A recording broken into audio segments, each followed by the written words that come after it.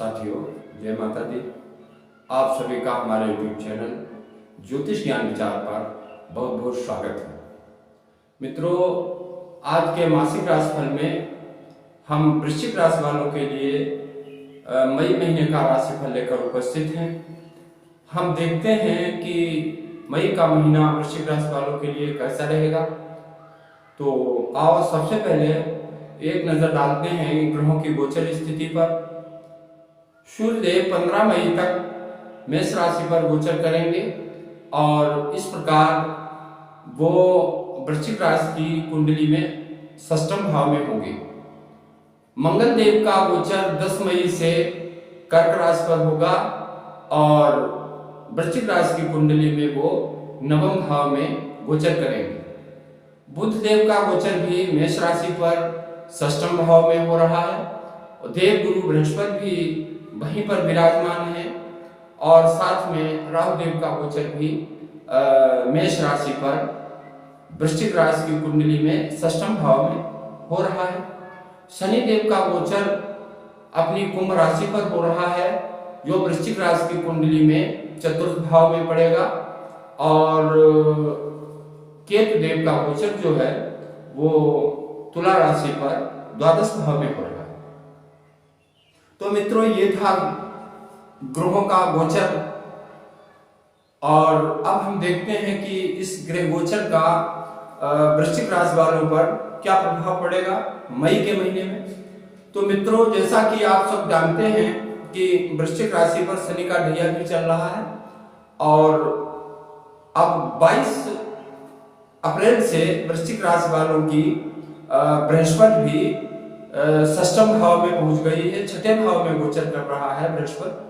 तो बृहस्पति भी कहीं ना कहीं कमजोर हो गई है।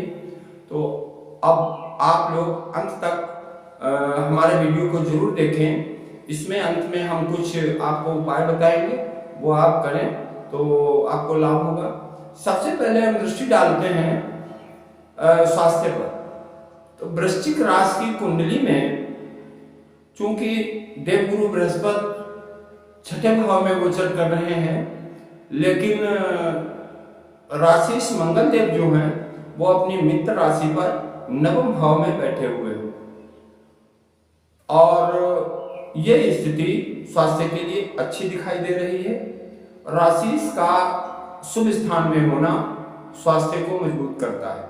तो वृश्चिक राशि के स्वामी मंगल देव चूंकि मित्र राशि पर हैं और नवम भाव में हैं, तो वृश्चिक राशि के जातकों का स्वास्थ्य अच्छा रहेगा। लेकिन देवगुरु बृहस्पति षष्ठम भाव में है और पंचम भाव के स्वामी हैं। पंचम भाव बुद्धि का होता है और साथ में राहु देव से वो पीड़ित हैं। शनि की दृष्टि भी बृहस्पति देव पर पड़ रही है। तो ये स्थिति मानसिक पीड़ा देने वाली है और ऐसा लग रहा है कि वृश्चिक राशि के जातकों को क्रोध की अधिकता रहेगी और व्यर्थ की भागदौड़ उन्हें करनी पड़ेगी, जिससे उन्हें मानसिक पीड़ा हो सकती है।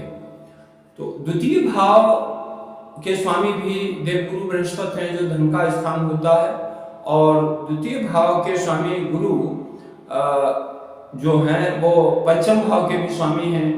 वो षष्ठम भाव में राहु के साथ पीड़ित अवस्था में है तथा शनि की पूर्ण दृष्टि भी गुरु पर पड़ रही है।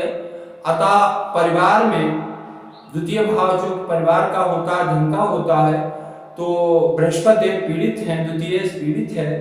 तो ऐसा लग रहा है कि पारिवारिक कलह का वातावरण बन सकता है और परिवार में अशांति पैदा हो सकती है। तो ऐसे में आपको धैर्य बना के रहना है और परिवार की शांति को बनाने का प्रयास करना है। तो आप मई के महीने में विशेष धैर्य से कार्य लें ताकि पारिवारिक जीवन में उथल पुथल ना हो। पंचम भाव कुंडली का जो है वो बहुत महत्वपूर्ण होता है, संतान से संबंधित होता है, मित्रों से संबंधित होता है, प्रेम जीवन से संबंधित होता है। तो पंचम भाव के स्वामी बृहस्पति हैं, वो पहले बता चुके हैं कि पीड़ित अवस्था में राहु के साथ हैं तो प्रेम जीवन में धोखा मिल सकता है।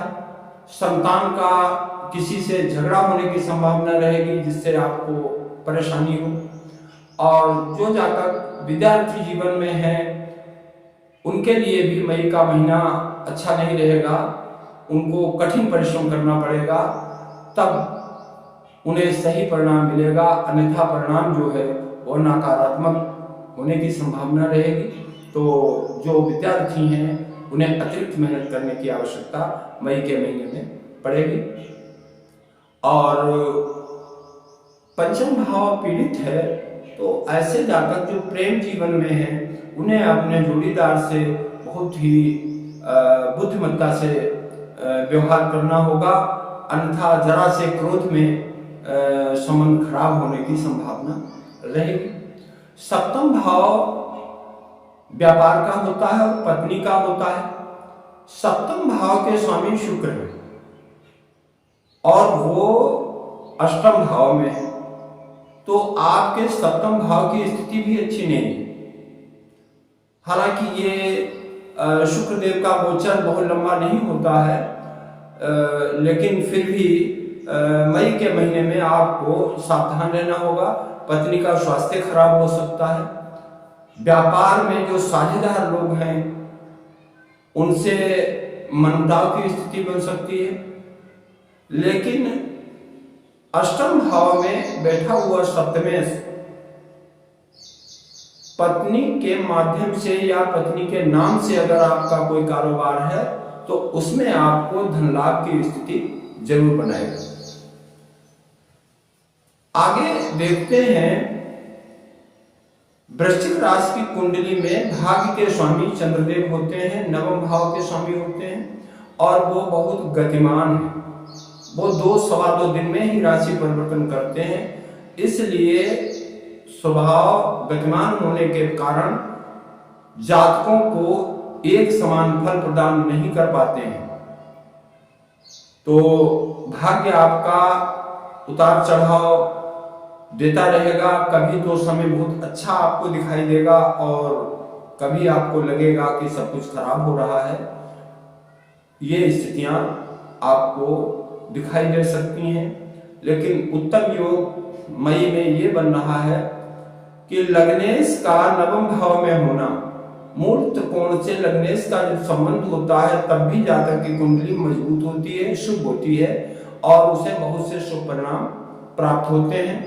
मंगल देव आपकी कुंडली में लग्नेश है और वो भाग्य स्थान में है, तो आपको भूमि भवन का लाभ हो सकता है और छोटे भाइयों का पूरा सहयोग आपको प्राप्त होने की संभावना दिख रही है।